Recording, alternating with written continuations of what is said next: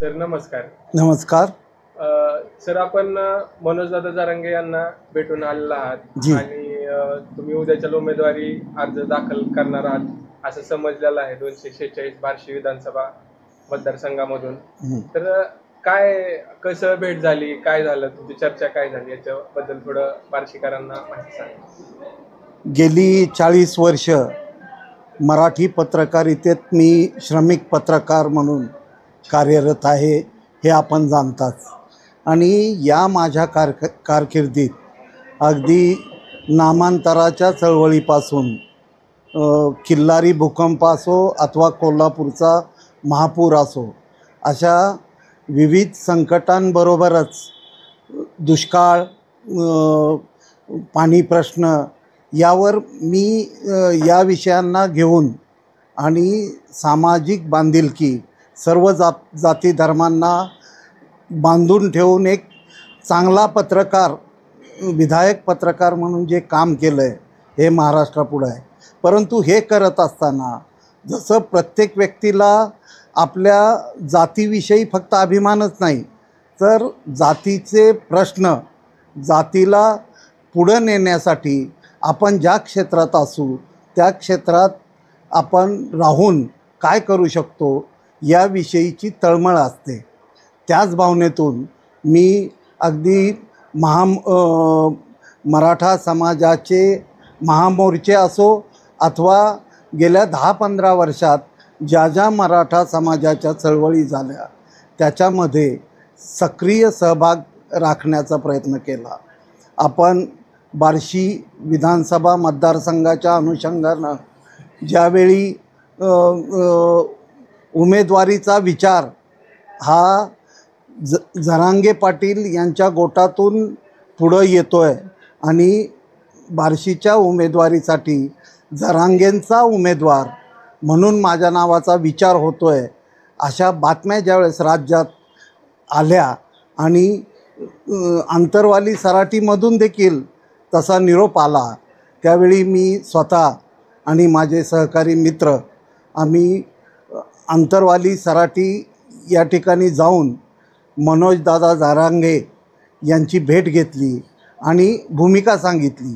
ती भूमिका म्हणजे स्पष्टच आहे की मी राजकारण हे माझं क्षेत्र नाही. श्रमिक पत्रकार म्हणून मी कार्यरत होतो आहे.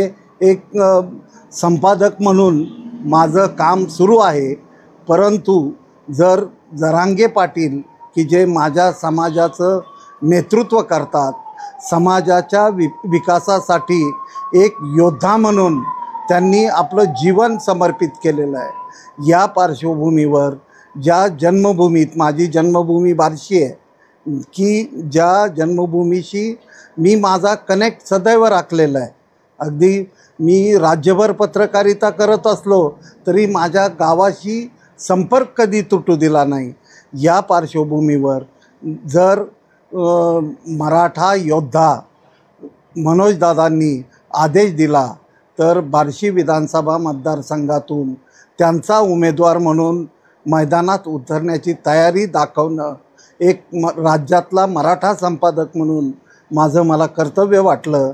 आणि ते देखील कधी ज्यावेळेस त्यांच्याकडून माझ्या नावाची चर्चा सुरू झाली म्हणून मी त्यांना भेटलो, माझी भूमिका सांगितली. आज बार्शीत जी सकल मराठा समाज आणि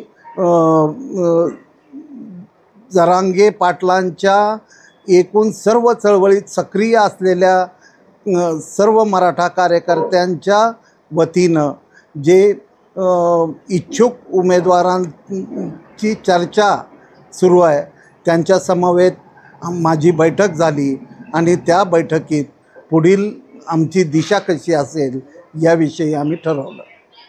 आता जी बैठक झाली त्यावेळेस तिथं सगळे इच्छुक उमेदवार होते, मग त्यांच्यामध्ये आणि तुमच्यामध्ये मिलाप कसं झाला? कारण प्रत्येकाला उमेदवारी पाहिजे आहे आणि त्यांना उभारायची इच्छा आहे, तर कसा मिलाप झाला तिथं? नाही, मुळात मनोज जरांगे पाटलांचा मावळा या दृष्टिकोनातूनच प्रत्येकजण हा त्या बैठकीला उपस्थित होता आणि प्रत्येकाची हीच इच्छा होती की आम्ही इच्छुक आहोत म्हणजे जरांगे पाटलांसाठी कुठलंही युद्ध करण्याची आमची तयारी आहे, ही मूलभूत भावना प्रत्येकाच्या मनात होती.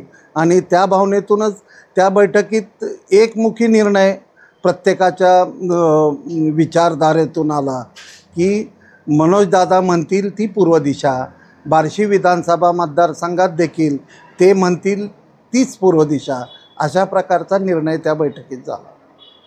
अनेक वर्ष झालं तुम्ही राजकीय विश्लेषक म्हणून काम करताय, अनेक विश्लेषण तुम्ही केले, अनेक पॅटर्न तुम्ही बघितले, अनेक थेअरी तुम्ही मांडल्या असतील.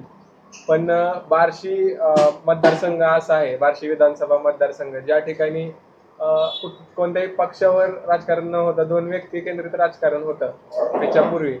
तर त्याच्यामध्ये आता एक नवीन संधी दिसते मनोजदादा जरांगेंच्या माध्यमातून. तर त्याच्याबद्दल तुम्हाला काय वाटतं?